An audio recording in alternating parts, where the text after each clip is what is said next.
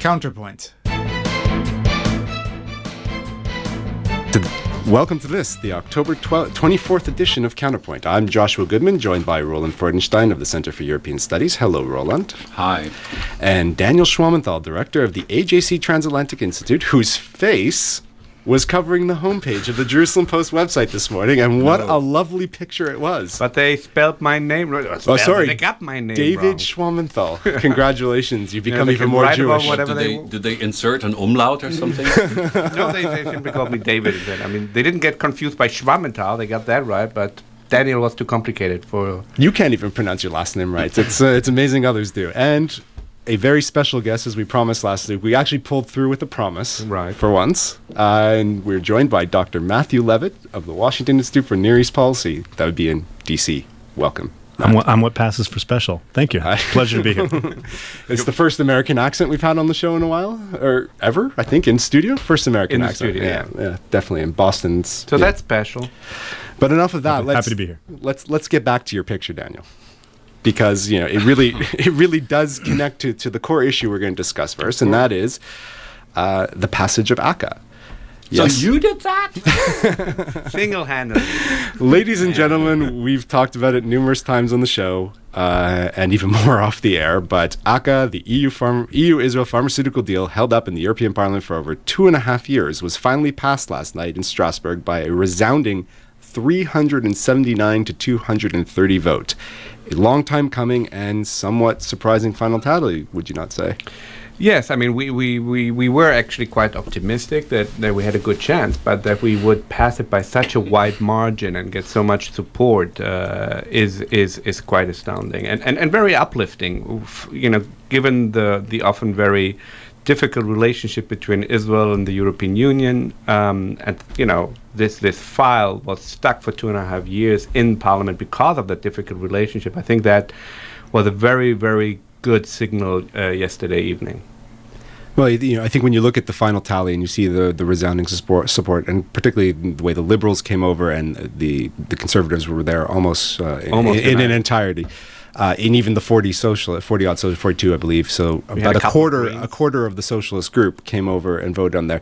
I think what started as a technical discussion on removing or harmonizing pharmaceutical standards, so products that were certified in Israel could then enter the European market right away and vice versa, became such a political issue. And because it got so over-politicized, in the end, the support came back to the original purpose, was this is just about, this is about pharmaceuticals. This is not about politics.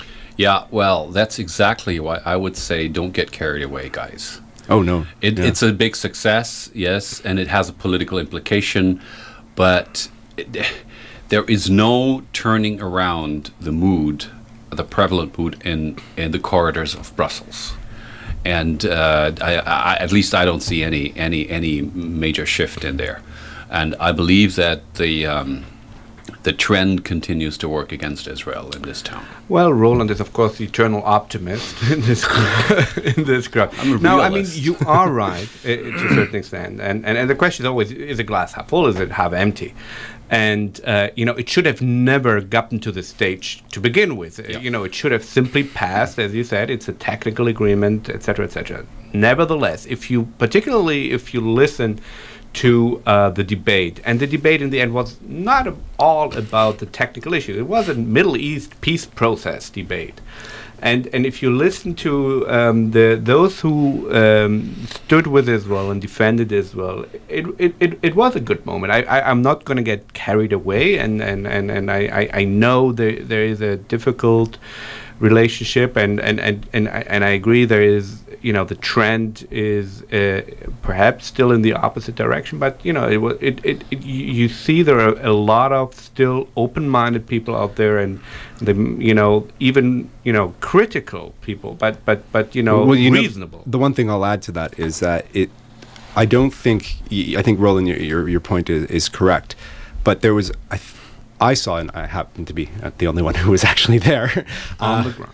Yeah, on the ground. Well, technically, I was a level above everyone else, but that aside, there was a realization that the movement against, or those who really drive it, these are not people who are trying to really put anything constructive towards pressuring Israel, which is what a lot of a lot of Europeans, when they criticize, do believe in some way they are putting pressure to develop something constructive because they do see Israel being more at fault than the Palestinians. There was a realization that this was not their motive because there was such a despair that this really minute agreement would pass. The world would end, and this is it's a nothing agreement. Just a small technical agreement, something that's already in effect. Israel has already harmonized its standards with the EU, so all it needed was a rubber stamp, and it took 2.5 years. And there was a realization that their motives are not pure, and I think that might change because now they're always going to be questioning the steps this block, which can be found mostly on the left, the steps they're going to take. Because you saw a lot of very harsh critics of Israel vote yes, and something that surprised. I think that's very, very important. But that the among those who voted in favor, there most of them would still definitely probably all of them criticize Israel on settlements, etc., etc. But I think they realized that the other side, or not all of them, but many of them, were driven not by any sort of reasonable, legitimate criticism. That they were taking it too far. Yeah. They were taking it too far. That there was. I'll give you one example. And you could see the other side then was really fighting back, very emotional. I'll give you one example, and then I want to throw a question to Matt. But as they were about to begin the votes, Veronique de Keyser of Belgium, a socialist, one of the highest-ranking socialists in the parliament, she got up to ask for the file to be returned to the committee. So basically, to delay it. Delay it again, yes.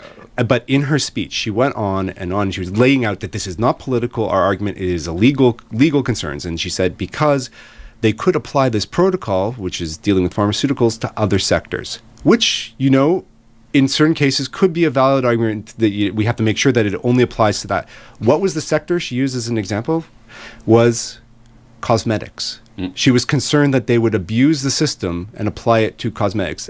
On the right and even on the left, people were laughing and rolling their eyes saying, this has just gone too far. But Matt, since you're here and we have to make you earn your euros. And your father is a pharmacist. Yeah. And I wear no cosmetics. That we know of. This is natural. This is all natural. Great tan. From the American perspective, and you do travel to Europe, but from the American perspective, how do you see the I guess the European approach to Israel and to the Middle East in general? The biggest difference across the Atlantic is that you're talking not about a bilateral relationship here. So the United States, obviously, about as big, but it's a bilateral relationship. And the relationships tend to be better when you're talking about each individual bilateral relationship. When you get into these mega, regional parliament, everything gets more political. And so I think Israel tends to have a harder time here in Brussels than maybe it does even in some of the home governments that some of these people come from, and that's just the nature of the beast. Right. Interesting. No, it is true that on a number of issues, they come here in Brussels and adopt this sort of common position, this sort of identity, and then they walk. You talk to these people. How did you?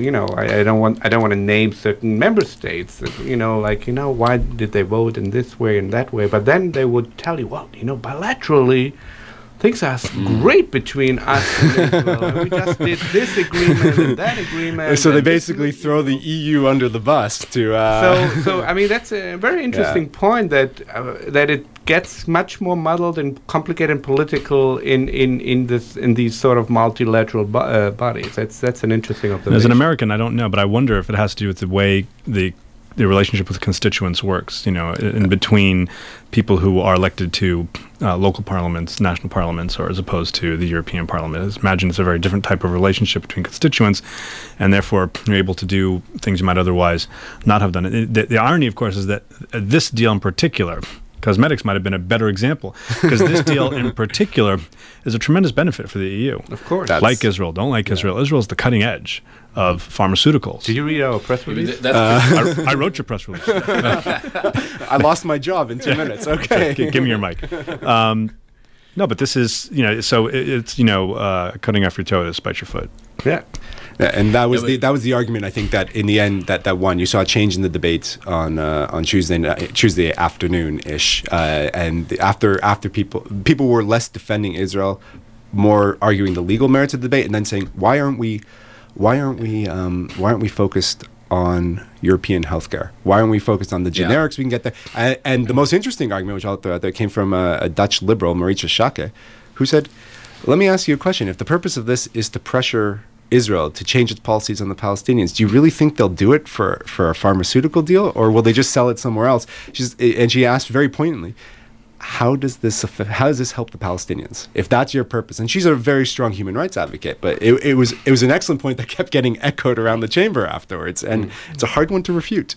It's the flip side too, by the way. I'm sorry to interrupt. It's the flip side too, by the way, because if Israel is led to believe that it's gotten to the point where it can't even get through a technical agreement that's in both sides complete benefit, with the EU, then what can be done with the EU? In other words, exactly. One can make a case that this whole thing undermines the EU's ability to have traction and relevance, which the Europeans say they want. I would take it one step further. They even said this in a couple of members of the European Parliament mentioned this as a point. To be an even-handed player, how are we even-handed if we're agreeing to trade agreements, and they agreed to a fishery agreement with the Palestinians about a year and a half ago, and they didn't agree to this. And those were supposed to be coupled together and agreed to at the same time as sort of a quid pro quo. So sorry to be the creepy contrarian. Look, Matt, of course, is right that a parliament which is composed of MEPs that have constituencies of up to 1 million people functions differently and has less say ground effect than a national parliament. But I mean, Europeans have a problem with a country that defends itself. I'm sorry to say that. No, it is a fact, especially Germans, but not only Germans. A country that feels threatened and does something about it, in that mentality, may be on the wrong track, because the people who are trying to kill Israelis may have a point. It's in a completely different mindset. Sort of mindset you're that describing. That is the mindset. Yeah, sorry. So. No, it's not entirely my Before view. we get angry calls. Okay. Throw those German out of the studio. Let's be honest, we don't get any calls anytime. Wait till next week. No, but it's there the mindset of the United States is much closer to the Israeli mindset. Aside from questions of who likes what country. And which population is closer to the other population.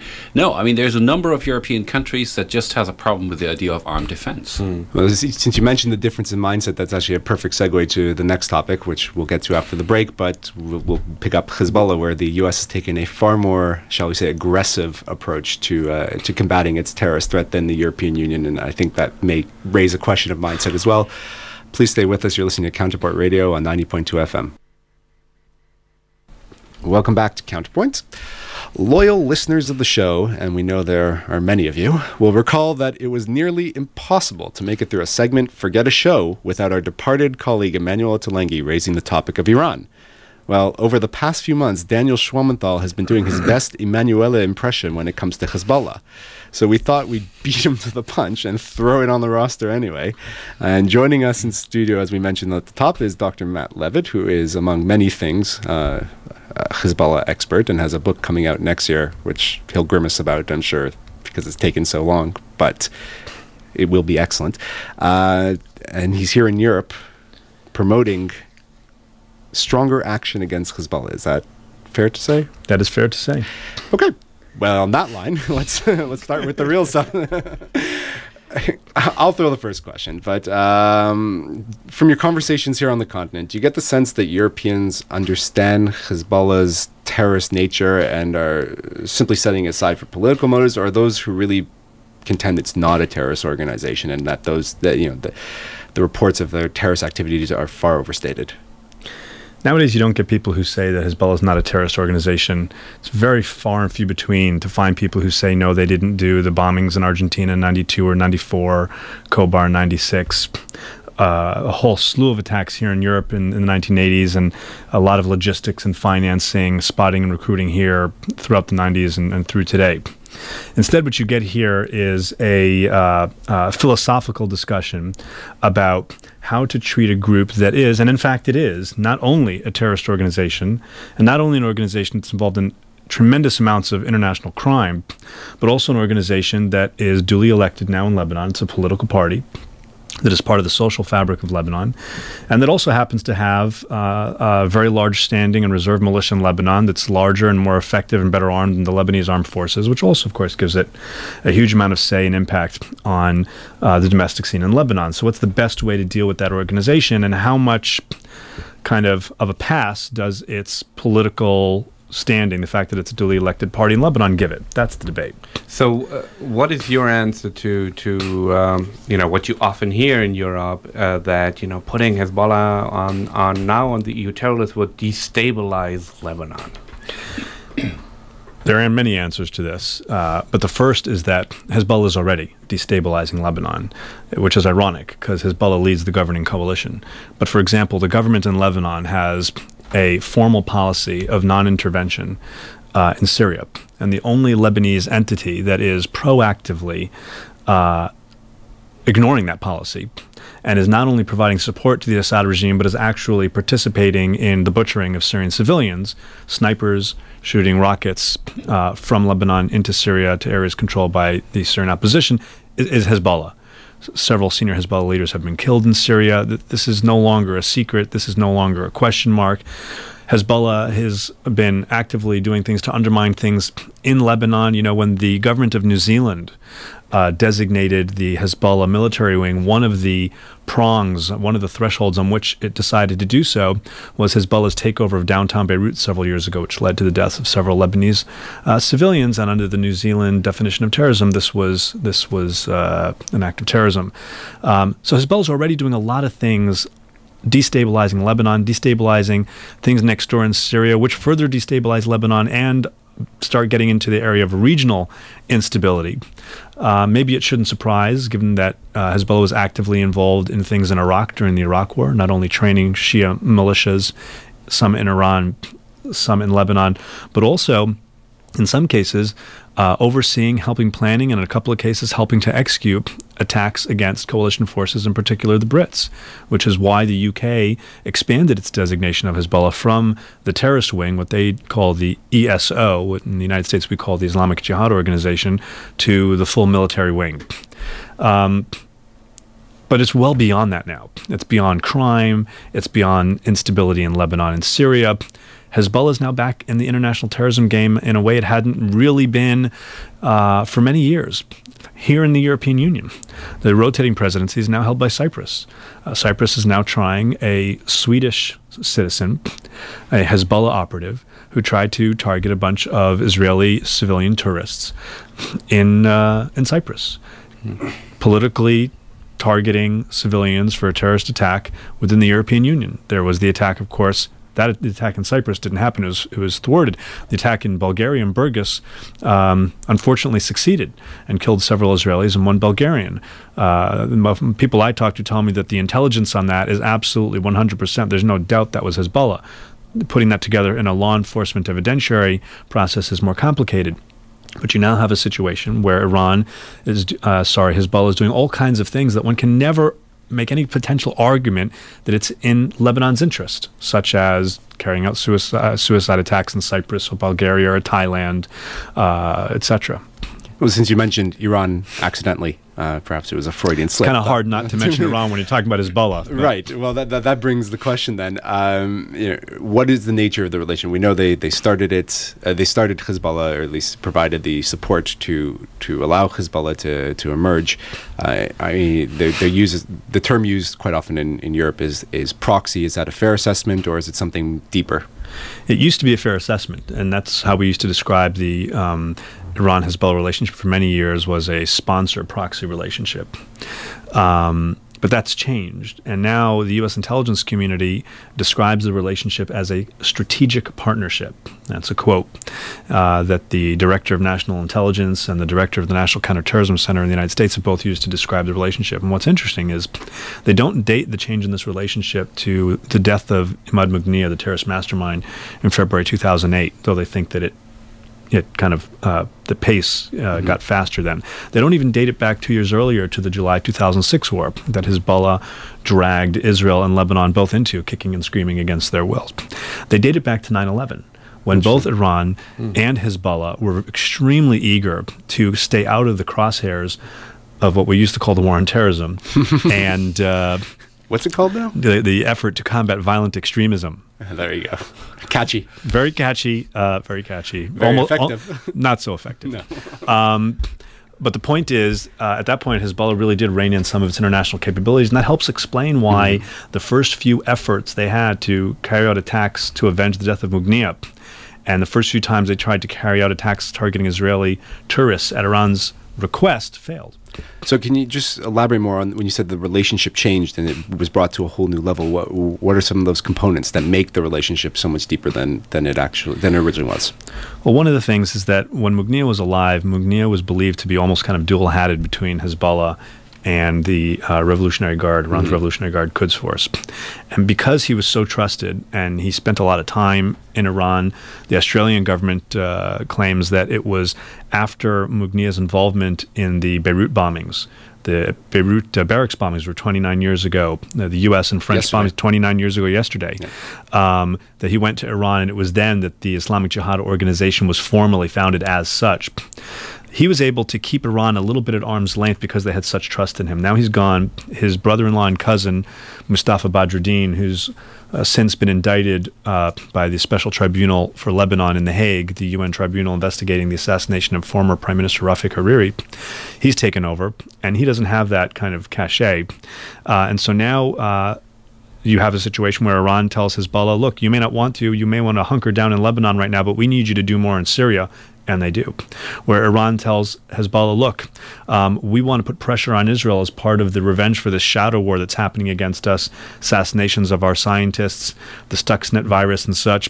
So we want you to go blow up buses of Israeli tourists around the world. And Hezbollah does, even though there's no way anybody can make an argument that that's somehow in Lebanon's interest or that this is what a political party might normally do in the course of business. Yeah, well, since we were talking about Hezbollah's strategic relationships, what about the other one that's been confounding Israelis and friends of Israel in Europe and the US, and that's Hamas? Never heard of it. Right.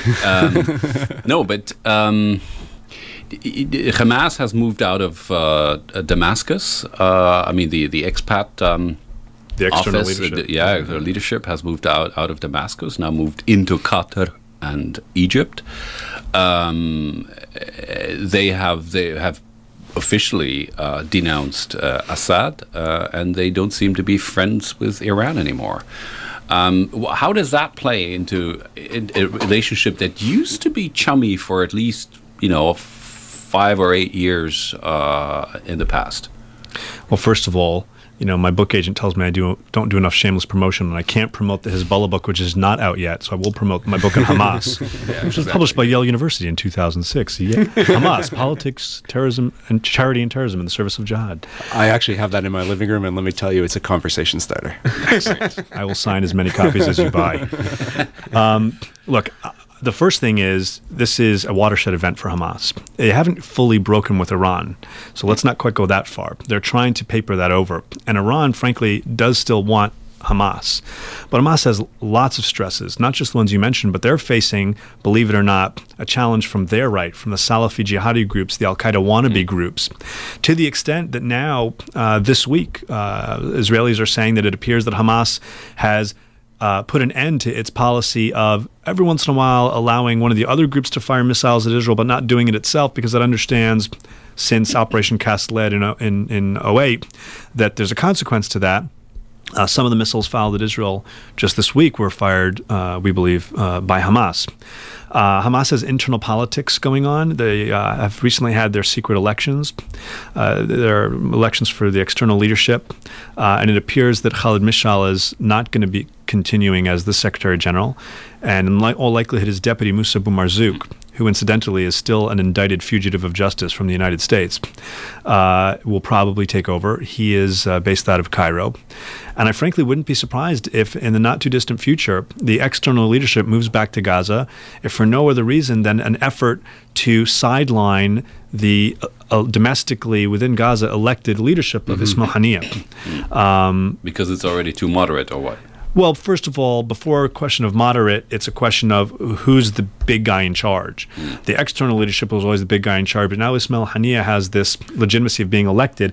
But it also there's really poor optics that the external leadership stays a safe distance outside Gaza, right, and only the elected leadership is willing to stay in Gaza, where the Israelis will retaliate if something happens. So Khaled Mashal's announcement of retirement was perhaps not wholly genuine? I think the man's just stressed from a long time doing a stressful job. Let the man do. Let's not be too harsh on him. Wait, can I just get back to my original question? I mean, what is the relationship between Hezbollah and Hamas? So the relationship between Hezbollah and Hamas is still fairly strong. I think Hezbollah clearly is annoyed with Hamas, as is Iran, because they're the only guys who are left supporting the Syrian regime. But the relationship between Hezbollah and Hamas really took off in 1992 when the Israelis deported 415 or so Hamas and Palestinian Islamic Jihad terrorists over the border into Lebanon to a hilltop called Marj al-Zahor, as a means of kind of decapitating the terrorist leadership of these groups. And it was quite effective for a time. Eventually, most of them came back. Unfortunately, while they were there, Hezbollah came over, introduced themselves, and taught them the art of suicide bombing, among other things. Until that deportation, there had been only one attempted suicide bombing by Hamas, and it was a failure. So they moved from stabbings, using pitchforks that actually happened, and shootings, to the kind of attacks that we now know them for. And ever since then, the relationship's been very strong, and Hezbollah was often used by Iran as a conduit for Iranian money going to Hamas. How much of that continues now that Iran and Hezbollah both are pretty annoyed with Hamas for ditching Syria? It's hard to say. But Hamas has its own domestic means of raising money through taxes and other things by virtue of being the ruling entity in Gaza. And there's the Emir of Qatar, just... Exactly. Very generous. And exactly. the European Union. Well, speaking of the European Union and fundraising, we want to get into sort of Hezbollah's operations in Europe, but we're going to do that after this short break. Please stay with us. You're listening to Counterpoint. Welcome back to Counterpoint. Before the break, we were talking about Hezbollah more in the context of its general terror activities and particularly its role destabilizing Lebanon and the region itself. Let's take a look at Europe, since we are sitting here in Brussels, the supposed capital of the EU.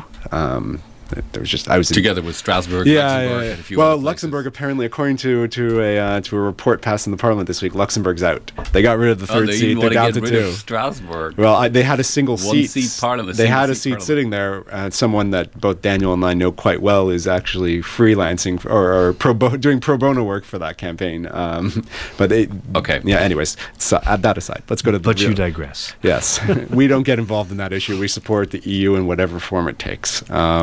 That's a real diplomatic answer. I'll remind you of that. Yeah. We'll let the EPP guy keep quiet. How active is Hezbollah in Europe?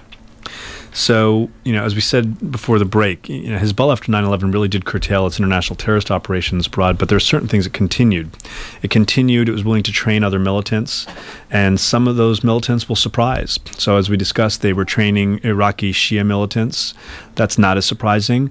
According to the UN monitoring group, they were also training Somali Shabab, which is affiliated with Al-Qaeda. Right. And when the July 2006 war broke out, apparently, there were Shabab people in Lebanon. There were Iraqi Shia militants in Lebanon. Some went home, some stayed. It's not known if they fought in the war, if they stayed in the sidelines and watched and learned. It sounds like they have almost like a summer camp set up where they invite people over. I do remember reading a report that Al-Qaeda had bought a house near a Hezbollah training facility to let its militants way back when their relationship was deepening. But it almost sounds like you apply it's Hezbollah University and you come for a course. Well, it's more time than we have here. Yeah. They're not quite as open as the kind of Al-Qaeda university training camp system was in Afghanistan. But this, again, has a lot to do with Iran. And Iran actually did have an interest in supporting Shabab, and as odd as that sounds. And so that's what that was about. But there were plenty of other things they did, and some of them were very focused on Europe. Right. So in the late 90s and early 2000, there was a campaign to infiltrate Hezbollah operatives into Israel through the diaspora, primarily Europe. There was at least one Malaysian operative who was infiltrated into Israel twice before the Israelis found out about it, and he came through Malaysia. But the other guys, people like Hussein Maqdad, who came through Vienna and Zurich. People like George Schumann, British British Lebanese citizen, Stefan Smirek, German convert to Islam, Fawzi Ayoub, who years before started his big career in Hezbollah by being involved in an attempted hijacking of an airplane from Romania. Then went on to live in Canada, and then came and traveled through Greece to Israel, actually not on his Canadian passport, but on a forged American passport. I mean, we could spend all our time on the details of these cases, which you can read about in the book. And the book, by the way, is called Hezbollah: The Global Footprint of Lebanon's Party of God, and will hopefully, God willing, be released next year by Georgetown University Press. Inshallah. Yeah. It's a Jewish radio station. There's only one. It's the one and only God. Yeah. But there's much more than that too. I wrote an article for Foreign Affairs, which you can pull up on the Washington Institute's website, washingtoninstitute.org. We'll also post it on the AJC Transatlantic Institute I'm Facebook getting better page. at this. I hope that my book agent is listening. She'll be so proud of me. I'm sure he is. But the point is, the article was called "Party of Fraud." Kind of play on "Party of God." Come on, Clever. Yeah, thank you. Thank you very much. Really sophisticated. Thank you. Nobody was laughing when he did this in a public No, a couple of people laughed, but sitting here, none of you got it, actually. And I don't know if that was just too sophisticated. That's because I've heard it for the second time. Anyway, the point is that Hezbollah has also become a global criminal outfit, and they engage in a tremendous amount of crime in the United States and in Europe as well. A lot of these cases we know about because they're cases that have a U.S. nexus. Hezbollah is a terrorist group in the United States, so we have a lot of cases against Hezbollah. It's not a terrorist group here in the European Union, and so you don't have as many cases against Hezbollah as such. When you do, it's usually because of whatever crime, and they never mention the H word. But for example, the United States prosecuted Danny Tariff, who was a Lebanese German, owns homes in Lebanon, Germany, has business in Slovakia. And according to the FBI, and he pled guilty, his company in Slovakia was a key component of Hezbollah's arms procurement network. And he came to the United States trying to get, in his words, weapons that would bring down an F-16. Or consider, for example, another case in the United States, in which Hezbollah is trying to sell criminals in America counterfeit money or stolen money, and among the stuff they offered for sale were counterfeit 200 euro notes, of which they had plenty. They bragged about having people working 18 hours a day in the Bekaa Valley, churning out these notes with equipment that Iran provided. Could they supply some to Greece? Maybe the problem is they did. You caught the counterfeit part. But sometimes they actually tried to pass off legitimate bills as counterfeit because they also had a program to steal money for operational purposes, including euro. And they actually had one particular interest. They wanted to know if they could get if the crooks in the United States could help them get access to the solvent that dissolves that purple dye that gets put into stolen bills if you steal from them straight from a bank. Most banks have the system now. It's to prevent theft. Apparently they had some, I think it was like $200 million worth of Swedish kroner from a big bank heist there, but it was all dyed, and they were looking to, in this case, literally launder the money. The point is that they're doing this all over the world, including here in Europe. Now, just to get a little bit more into details, in this particular case that you mentioned, where this dual German-Lebanese citizen had this operation in Slovakia, I assume the Slovakian authorities then cooperated after the United States, informed them about what's going on in their country? Honestly, I don't know. There is good cooperation bilaterally between European countries and the United States on these issues. Just because it's not an EU-designated entity doesn't mean that these countries sit by and allow individuals, whether they're tied to this group, another group, or just a criminal family, to engage in that type of activity. It's illegal under standard laws. But I honestly don't know if Slovakia was aware of it. And often these things happen and you're not aware, and it's not just there. In the United States, we have, we catch criminals and we didn't know about them in the first instance, and hopefully at some point we catch them. I don't know if in this case the Germans or the Slovakians helped. I do know that the FBI ran a very sophisticated investigation, including luring Danny Tariff to the United States, and including sending cooperating witnesses to Slovakia to get tours of his facility. So by the time that he was lured back to the United States again, photographed with a shoulder-fired missile that was rendered inoperable, and then arrested, there was quite a solid case against him. Now, what you often hear from some member states that have troops in UNIFIL is that, well, they also, just after they say, well, they're also a political party, but if we put them on a terror list, they may start behaving like terrorists, and our troops might be in danger. And others, if you read, for instance, that we know that from the German intelligence services, which publishes these numbers every year, there are now 950, or at least 950 Hezbollah supporters and activists in Germany alone. So my question is, have Europeans become hostages, so to speak? Are they too afraid to do anything because their troops might be in danger, or they have already invited the terrorists and criminals into their house and now are too afraid to act against them? You often hear this argument about UNIFIL, but according to the U.S. State Department in 2011, there were 2 different Hezbollah attacks, or attacks that were most probably carried out by Hezbollah, targeting French UNIFIL. One was military, one was civilian. This is already happening.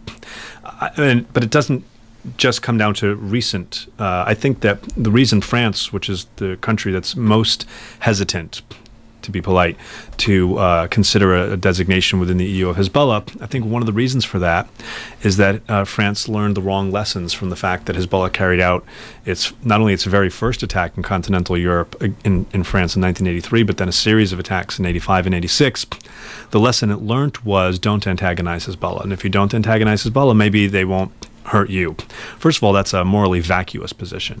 We need to take a stand against something that is clearly on the wrong side of right and wrong, and not wait until they're actually only targeting my civilians as opposed to your civilians. But and when these attacks happened in the 1980s, it was primarily not a Hezbollah-initiated thing. Hezbollah carried it out, but it was an Iranian-initiated thing because Iran was angry that France was providing weapons to Iraq. But I think that is the wrong lesson here. We need to present a situation where Hezbollah is forced to make a choice between politics and social welfare activities, which are legitimate, even if I would and do disagree with Hezbollah's political platforms, and its militant and terrorist activities. I'd even include the criminal activities, which are expressly not. We cannot forgive terrorism, standing militia in violation of UN Security Council resolutions, and black and white crime just because they also happen to be duly elected. In some of these cases in the U.S., some of the people who have been indicted are not Hezbollah terrorists, are not Hezbollah militia guys, they're Hezbollah politicians.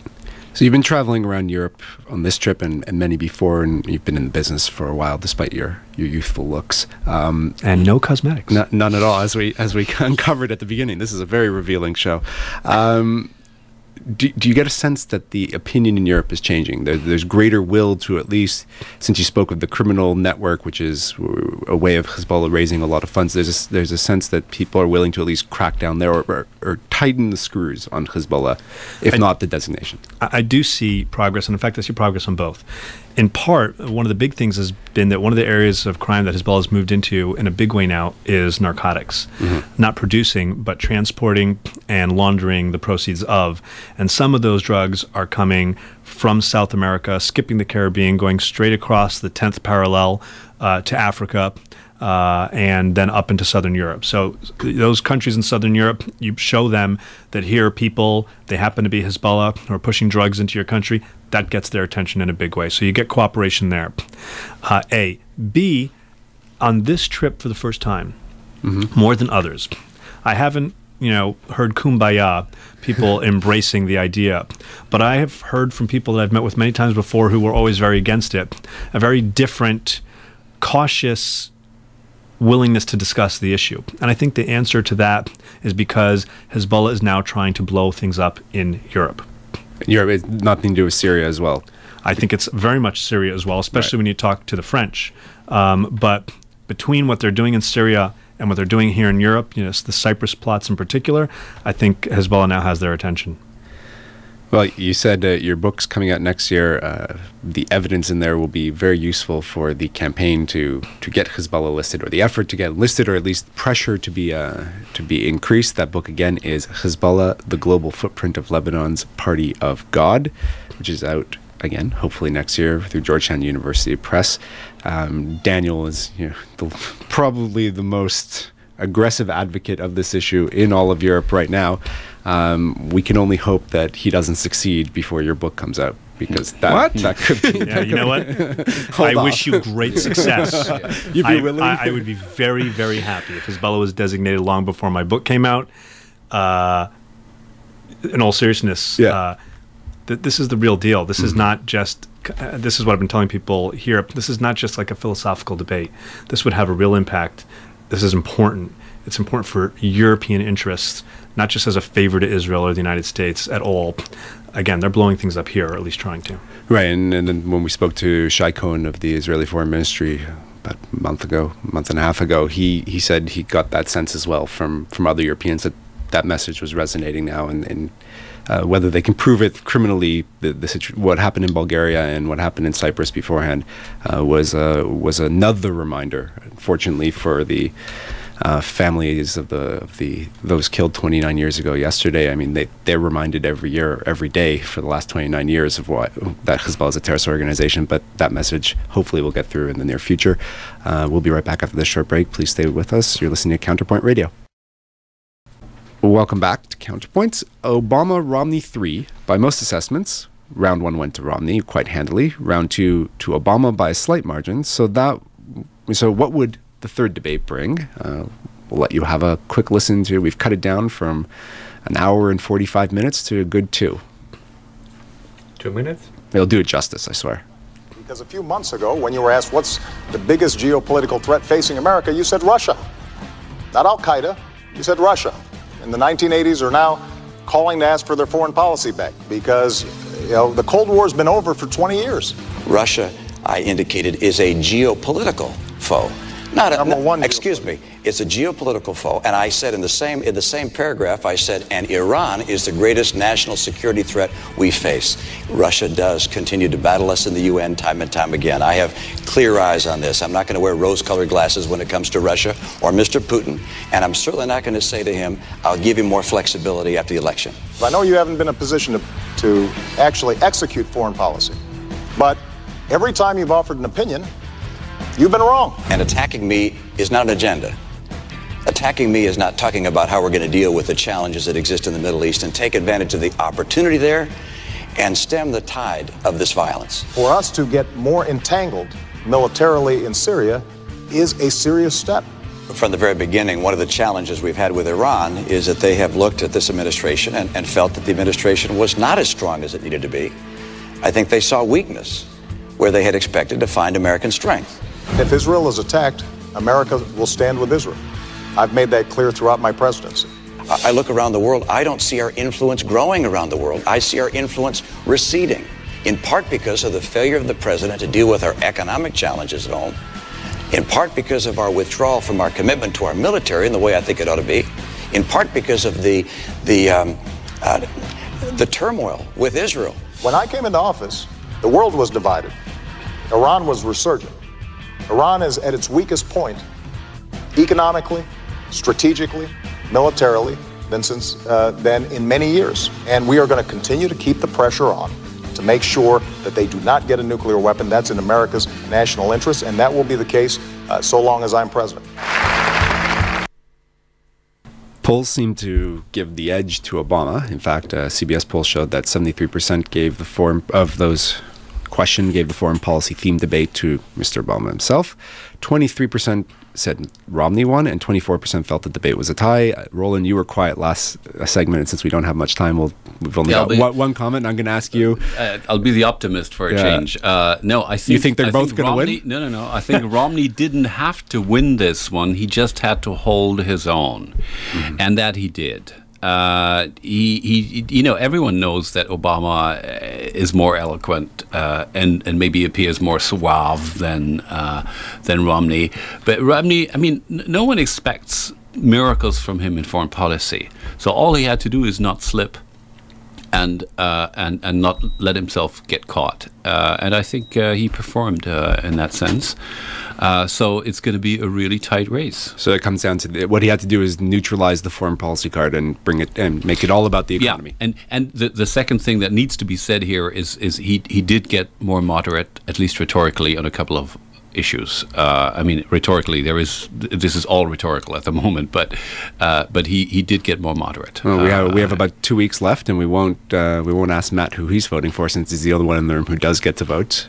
We encourage you to vote. That we do. It's the second election in a row that I'm going to be in Europe and have to vote early. I'm voting next week. Oh, well. I'll just tell you this, and I come here and people want to talk about the foreign policy issues, and they're huge. But as an American taxpayer who uses healthcare, I got to tell you, the domestic issues are extremely determinative.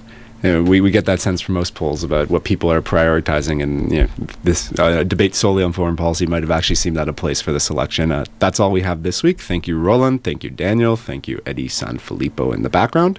And most importantly, thank you, Matt Levitt, for joining us. Should we plug the book one more time? I think it's overkill. Okay. Well, it's a pleasure to be here. I appreciate it.